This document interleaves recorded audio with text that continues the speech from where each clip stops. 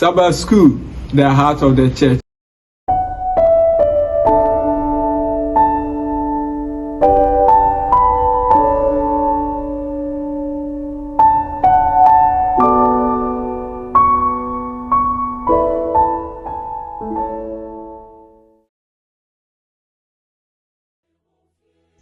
Nyamema any adofonum, ye may yina yahu akwaba, edba die hard shepherds. Yen dada Sabbath School ahodua, na uchibia ya de brew ewo pun anom. Kwata fufuro ene ye frase no, kwata etoso mienu ewo afinim. Na adwempotitiru ana adisuantitiru a eda kwata etoso mienu ewo afimu no. Ene se, winyini wo ye ne Onyankopon ayonkofam. Kwata mu nyina ebe kyerɛ okwan a yɛbɛfa so a yɛbɛnyini ɛwɔ yɛn ntwede mponyankon ayɔnkofa enu emu. Enti kwata we mu adusu edikan no watu ne din ɛsɛ nokwasɛm nhwehwɛ mu. Yɛhwehwɛ twede mponyankon nokwasɛm mu. Na no ɛnne bɛboa yɛn ama yɛtuma nyini ɛwɔ n'asɛm. Bra ɛnkyɛ ne siesie ho ama adusua no. Yɛmmɔ mpaeɛ bra yɛnua bɛma David ɛnso boaboa no ho na ɔde awura adusua no emu. Nyankopon ne abankɛse wona ntiase firiw yebisua okwan a yɛbɛfa so a yɛne wo yayɔnkofa yɛbɛtumi anyini mu wɔso aka yɛ ho na bɛkasa fa yɛnua bɛma David mu na nya wasɛm ntiase ɛwɔ Yesu Kristo din mu amen. Nyamema ene nyame adɔfo no ma yɛnyina yɛ ho akwaba na ankanka me ma yɛ ho akwaba eba adisua edikan kra ewo kwota yi emu hotai ye ba behwe ekwan a ye ni twedi ampon nyame yonkofa ye ne no wo no ekwan a ebenyini oba onyame mu yi no ni onyame ayonkofa no ekosei wone wo yere ukunu ayonkofa ekosei wone wo ma wone abusua no empire bobra akodru sei ben na muka bo mu kra akoye adoye woni afoforo ntem etese empotamu na wo no so nipa hu se woni wonyame no ntem ego ana edin ben kra na ye de frɛ wo mpotamu sd ni no ana se sama me na oton bibie bi no ana se konkonsani eno sai na yehu e ofio edu adwuma din na frɛ wo de unyami din na frɛw de obra ebone bi edin na ato so ena de ye ba ba hwɛ efa edikan a yato ne din sɛ reality check ye kan reality a no kwasɛm sɛ de ade ne tie ankasa sɛ wokɔ court a wo sɛ ya bɔ nipa mienu bi kwadu we pesi odi bem we pesi odi bem enu nti ya frɛ lawyer ma ne bam na police force so ka wona asɛm ni nyinaa mu no na otemuafo judge so aka na asɛm sɛ na asɛm na ankasa ɛteɛ realities enipa abenfo me yehu sɛ ye wo a family no bi ye wo the other self and ye wo the true self and the real self mpempi you know aya na yesusu sɛ ye true self said ye tie ankasa no aya na mpempi no said ye yesusu sɛ ye tie no ye nte saa and the other self ye na ye yesusu sɛ afoforo ho fa ye ho no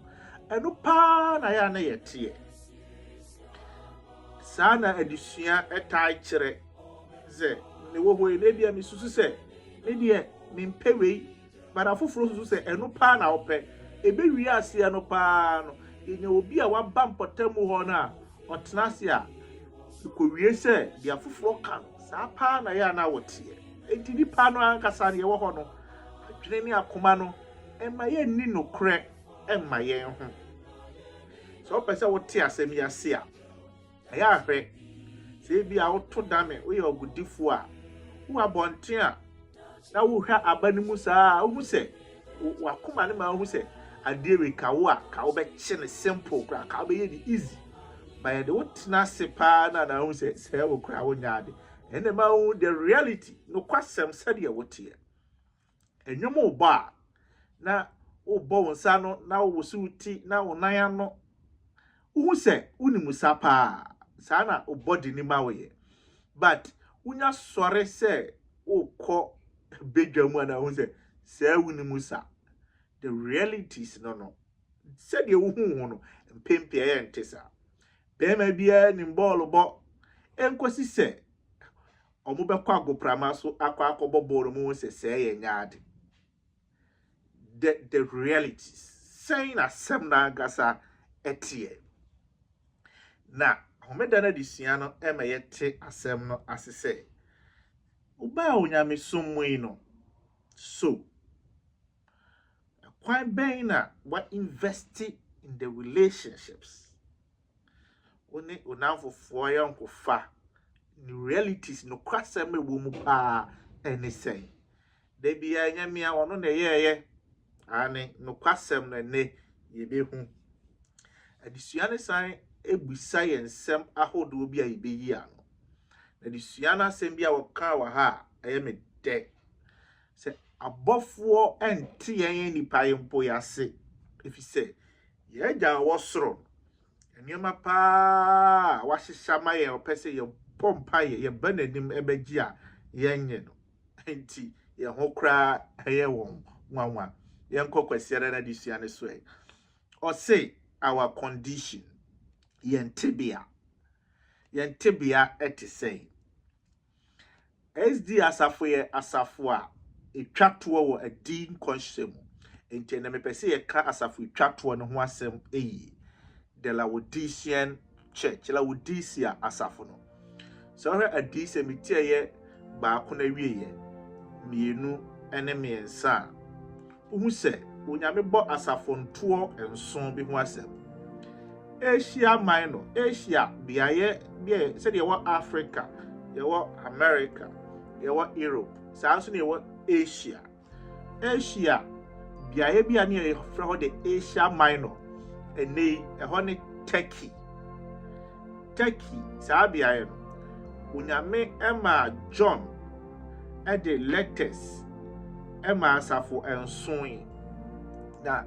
na eye bibia na ejira ho ama bibi enye nsafo enson pena na wo ho nyina but onyankopon hwe nsafo no nyina no ofa enson we ena ode won tibia no ebe kire kwan a na safo kwan a ne ma ebe bo won bra obebu won bra efiri Yesu Kristo wu achi ekopem Yesu Kristo maye tosumiru entemo no onyankopon say ibenya ne ma a ebesesa 7 stages enti na safo no bedane ekwan enson eso na asafo edikan no Ephesus asafo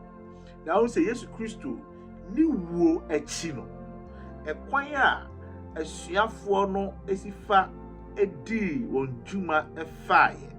eno ene Ephesus asafo no ankasa the face onyamesonfo eko ahwe se suafo na chi se de Paul mo so so onyame asafo no mo so kwa ye hu se asafo no so nya another face na Paul so achiri kwa asafo no ye tai won bra wo bu ya no side de atoto another face afedie na esesa sa na emre onyankopon asafo etwato Laodicea no ebeba mu asafo a na etoso nsia no Philadelphia asafo idie na wanya ne ho asemboni bia anka na yasafo kron na SDA adie nkomhye na yegitum se saa ebrem ena ka onyame epui saa ebrem ena national Sunday laws na yesa ye pass it the first time but na asafo no afedie watimi wakamu eba enti that was the beginning and na asafo a etosonson no ehase minuam na disuandie die ehiama yempa ye de kasa afa yentebia ho ene se o asafo edikan asafo etosomienu na oka won ho asem wanka Yesu maye etosomienu ho asem but asafo etosomiensa no o hyase ese oka maye no wasesesa na merebantem Pergamum asafo no. Asafo etoso enai Tiatira asafo no. Or say, hold fast, I come. So the okuta no mu yi na meba. Asafo etoso enum no. Sardis asafo. Or say, I will come upon you as a thief. Me ba wo so etise okrofo. Maye no ho asem. Philadelphia asafo no. The etoso nsia no. Or say, I am coming quickly. Mereban tem. But they do Laodicea asafo no so no. Say, behold, I stand at the door. Honka se mebo. Was medru opon ano. Mebo. Edi Laodicea asafo no asafo etwa to a. Ensese wodi agrofi se. Ne penso ana ne nyame aduru ne nchen. Na asafo bia no nyame da no ho adi kwan so no nkoso obo ne ho adi mi na mikuta ruo ni asamando safo a. But they do asafo etwa to Laodicea so no. Was say upon a home run and say amen. Said to a friend of honor, amen. Aye, Bible, empire, away your kind of book of Psalms. Sir, as a check crater, you come out before walla with this year as a fumono. I say, ye ni a semi free amen. Or your dancing in no quaffo. Or ye be brown, yanko pon boy and a suit sudifo, HA. On yanko pon say, sir, as a free message. Aye, they command no. Amen, na day batches or ye. Asem na wie ye. Na asem na wie ye. Osa towazo or your dancing in no kwafo. Asem oba be kan obedi an dance ya eye no kre. Ono a owo nchen no, onim sade ye na oboyen. Enti onim ye condition. Shane nso se asem a ye kan wo Laodicea asafo no ho no. Achemu miensa. Ye wo somafo obofo na ode ba no ye wo de ode soma no Yesu Kristo ene wo de ode kwa akoma no ye asafo ma no na asem na ode ba no wachemu enan asem no say ye di kan onyankopon ene otemuafo o say minim ni a wo ye o kire say minim unwuma minim se wonyanyunu na wonye hye onyankopon enim ye enti osomafo your friend David or tire asem nenyum to on Psalm 139 verse 1 was, oh Lord, you have searched me and known me. Onyame what you show me mu na wonim me. Okay, Psalm 139 verse 7 was, where can I go from your spirit? Hey na me feel when mu mako. What was can Psalm 94 verse 9 say Unyame a ubo ani waso unhu ade ana onyankopon onim yen situation onim se de sifa tiefa oye otemuafo ono ene nimye nti we say asafu a me kan ho asabi asafu etwato yi homeda asafu sd asafu minim se de sifa tie na se no sifa tie ukai verse 16 na o say nanso esan se wo ye botrobojo wo a wonya hye wonyanyunu nti mefewo afrimanum asafo no ni condition yentibia ene se ya yenyanyunu yenyehye woka se me yodefo na menya me ho na me wode ehia me nyina asafo ni situation o say osusu se oye wodefo ane additionally say asafo ni susu se oye wodefo because our Bible fruit our Bible mu no kwasem ne enyina woya asafu a etwatuo enti ohunu ho se obi ani na chi ebio hono ara no ka kire no onim de owo nyina eja de penasem asafu ni din ankasa Laodicea Laos Dikaios the righteous people din ankasa Laodicea ne kire ahotefo asafu ni gine hotum se oya ahotefo obosti o mama ne ho so avise onim se no kwasema kese ahinta nyina wonim awufo tebia obekire wa ma emu ada ho awunya asembia ebadi nkonsha obekire every facet of life abrabomu efa biaro wo ho kire wo kire empo ekire abodie manyansa pefo wonim but onyankopon se ya condition se no ma yenim nyina ye problem pa any say wo say nanso unim hia ahia wo ene mobro a wo ye ohia ni wodadeja na wani afra wose uyo hia ni mobrofo a wodadagya wani afra yen kodi hyi no se de yesifa etie pa ne se yen yesusu se yenim nanso ahia yen ye mobo ye dadagya ye ni afra adenti ena oka se ahia yen osi de anti a oka se ahia yen pa ne se esan se yesusu se yenim nti no yemfa mpai bo nya hwe yemfa hon kronkron no nya hwe empre ahodo sen ena ekọ bompa ye pese esuade yi ebe ena wa bompa ye se onyame ma mente asem wei ase yenim dada ya twera to dada nti yekọ disua kra na ena ye mama me we mompa ye ne enhyase ane because yenim se mpa ye ne de ye ade da bia ye bontum ye mo ne ye nkyere ade ayenim meme da kwa yefo asafo nko na betimi akọ unsua de so ka asem ne to wa oni beba won so na kwasi eda nwumre no mo asua de na wi obi anim the issue yam problem ni say esan say yesusu si yenim nti no yen sua de yesusu si yenim nti no yen hwehwe hon kronkron na chiri kwan na mpo ye mompaye o say they don't feel the need to learn. Here say was there to grow and to wonyini and to change. On sisa share when wonimuntino and found this the obeka ni bia and one no omompaye mpese obenya di onyame pese wo ka kire ni bia bi ofise wo susu se wawie onyankopon say mafutu sam ne say wan sisa wadwen a mefe wafriw manum. So we hela wo DC asafo na biaya na wo Asia Minor na Turkey no na ensuo eni kro ni munti wo de pipe na fansu afri biaya bi ba won chen enti ensuo be fa pipe no ma beduru won chen no na aye bibie wo ho asenye hye asenye nyu onyankopon say la wo DC asafo sa na mote mo amonye hye mo so amonye nyu na ade enyu anenom ayentem ehye so a utimi enom wani je ho but ye botro bodwo a asenso a wudi dware bi no untimi enom opegu onyame se kaye nwunu anase yehye but ye botro bodwo nti me piwa free manumu ane uwa no kure no nanso wonye honhon kronkron nka ho ediwo a ase de bia no edisua obesua a ede wodo ne anidaso beba no ubesua edisua na wie nanso na akwa akofa atemdidie ne nsem hyew akumam obi hu ye wahi aso obi abu animtia sa eye condition no wotebia pa eno no wo lucky.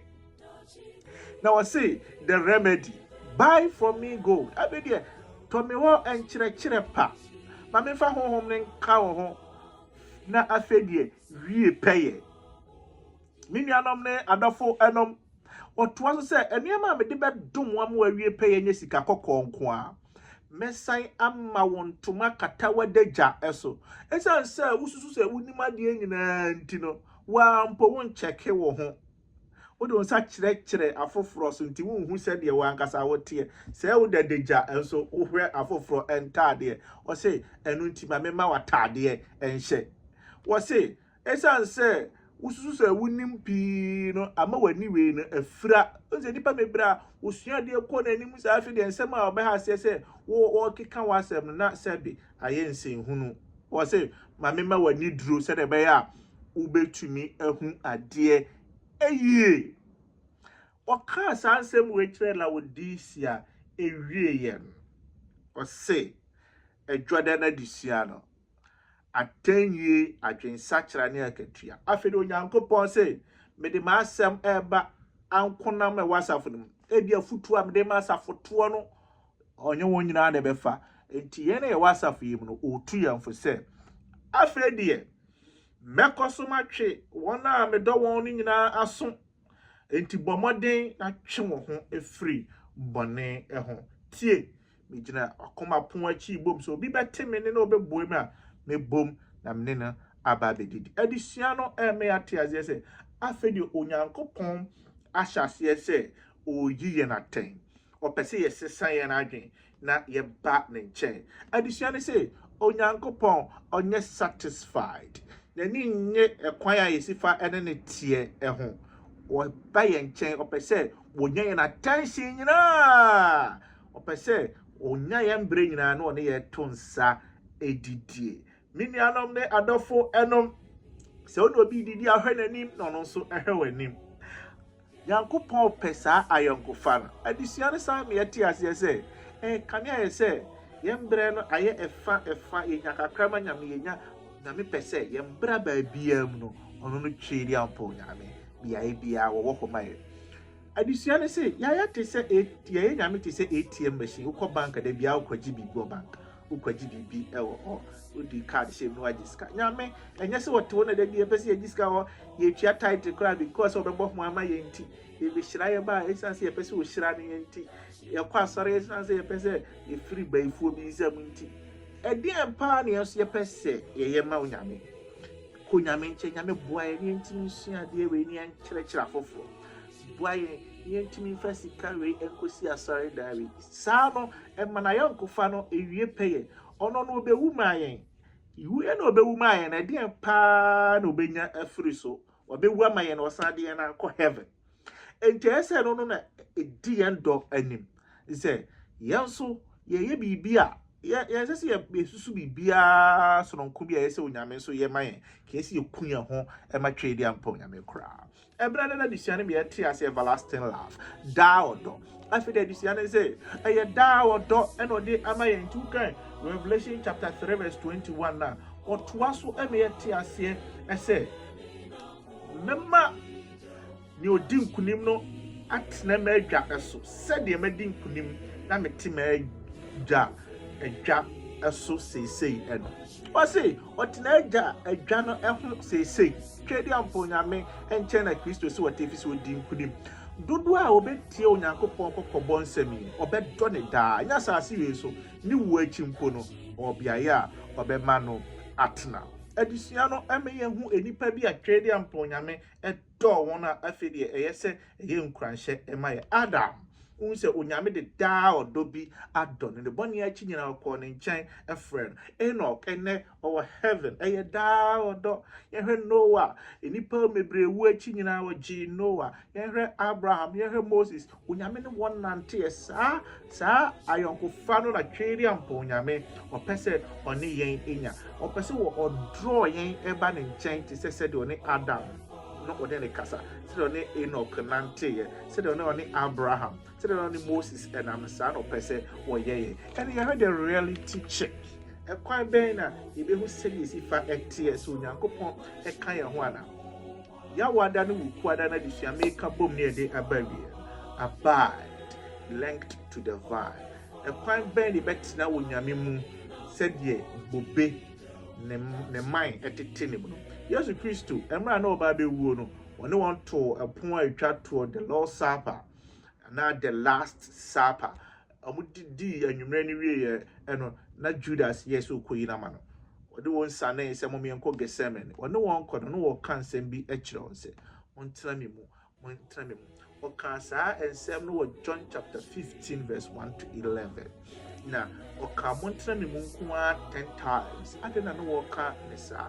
if you say so one tna onyame mu a ohu obobo obonsam etimi eni free ko na ekwan ben so ne hu se obi eti onyame mu na o sha se motimi mu a mo beso aba o se aba ben na mo beso obedi meja hyede so na mo bedo afofo enema wi ene ma ye hu se yeti onyame mu ontimi nka se woti onyame mu na woni onyame ahyede so onyame ahyede mokro no adwamai woni mero yonkwadie se woni bre wo yonko bi yire yonko bi kunu unni nyame mu se woni ebre yonko bi ade a na wotan na unni onyame mu nti nipa me reduce nipa me bre tete asori dem ho nenso woni nyame mu odo a ye frɛ no odo no ni ho usi yetu obi kura wasafuma na obi ani age unni odo adisia ne se e wo branches bi wo a e wo mind bi wo a etaredua no ho nenso eni fruit saa mind pempi ne timi epan ebi se nuane no ni bi nko saa branch ni me na enko saa ayina emu na asoaba enti branch bi a enso aba bi a na epan minuanom moma yɛn so ɔdɔ aba na onyankopɔn no na ɛma no hyɛ yɛn so ɛwɔ de nkyɛn a yaba no emu ɔsɛ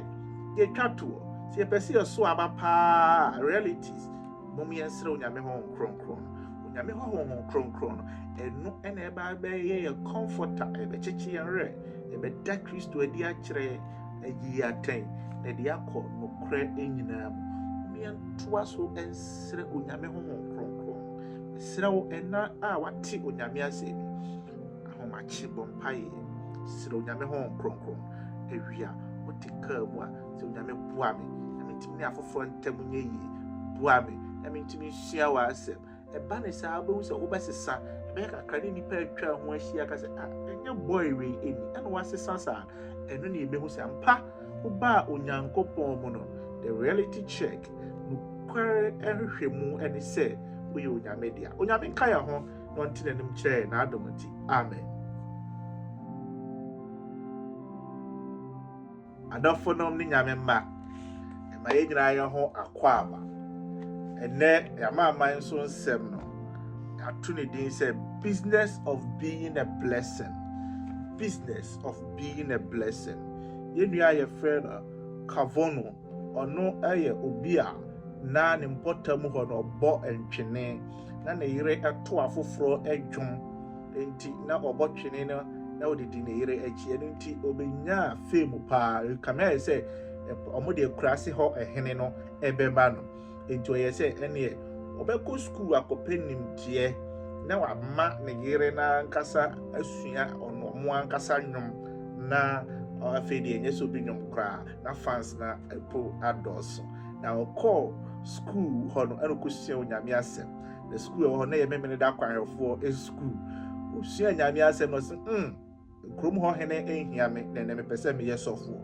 ɔbɛyɛ ɔsɔfoɔ ɛma ewie aseɛ no ne ba a yɛfrɛ no kasirika asɛm a yɛkan no esi ɛwɔ Congo Africa ya ne ba yɛfrɛ no kasirika nso ɛka akwadaa no ma ɛhu sɛ daabi ɔno nso bɛyɛ onyamesomni afei deɛ businessman akwadaa na no yɛ businessman no ewie aseɛ no ɔne ne papa ɛkɔ keka nyamesɛm ɛna ɔte aseɛ sɛ yɛsɛ otua tithe nti ɔkɔfa ne sika $10,000 tete sika no 1 billion ɛde kɔma tithe na afei de ewie aseɛ no ɔmo bɛkyerɛkyerɛ sɛ yɛka 10% ho asɛm ɛna ɔsɛ ne asafo no ɛmfa na ɔsɛ ewie aseɛ no na ɔtoto books great controversy ne bible kyekye business tycoons ne government officials ewie aseɛ bio nso koraa no na wɔsan ebie orphanages baabi a ɔmo maame no papa ewisia ne nyanka ɛwɔ hɔ nyinaa na ɔde nkurɔfoɔ san ɛkɔ school ɔmo ankɔ school saa kɛkɛ ɔmo yɛ ɔmo masters ɛbɛyɛ ɔmo doctorate ɔmo yɛbɛfrɛ ɔmo doctors na afei koraa deɛ aban no ɛntumi ɛmfa nipa a ɔde ɔmo kɔ school no ɛna ɔsan ɛfa hundreds of people ɛde ɔmo ewura ne business ne mu ɛma ne sika na wɔwɔ no ɛsan ɛbumi koraa wɔnya sika ɛmebree na n'asɛm a ɔkaeɛ no sɛ you cannot outgive God ntumi ɛmma onyame ɛnsene sɛ de onyame bɛma wo ɛno ɔpɛ sɛ kɔma onyame mmɔ but ɛmɛ ɔma onyame mmɔ no onyame nso ɛma ne mmɔ na onyame ɛma ne mmɔ sɛ business of being a blessing ɛnɛ n'adwuma a wɔyɛ ne sɛ ɔno no deɛ ɔyɛ nhyira ama foforɔ onyame mmoa yɛn nyɛ nso yɛntumi nyɛ nhyira ɛma foforɔ kristo enti amen abusua onyankopɔn nhyira wo sɛ wagye brɛ ne yɛahwɛ de sua no awie Ejidi yie sɛ nimdeɛ pii no ano anya afɛ de sua yɛsua yɛ mu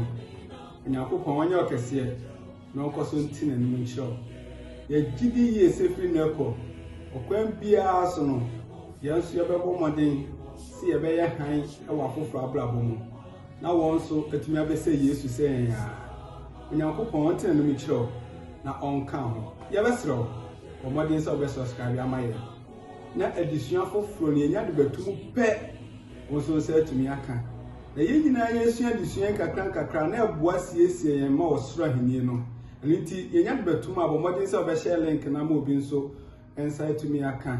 na dahad yɛwɔ adesua ahodoɔ bebree a yɛhyehyɛ wɔ kwan so de aba wɔ akwan mu ɛno nti ɔmmɔden na ne yɛn tena ha no ne wɔ nipa pii no a and your ede emawo. Until next week, same time, die hard. The Sanso de Sabbath School edition of Ebebro. We know Yankopon home.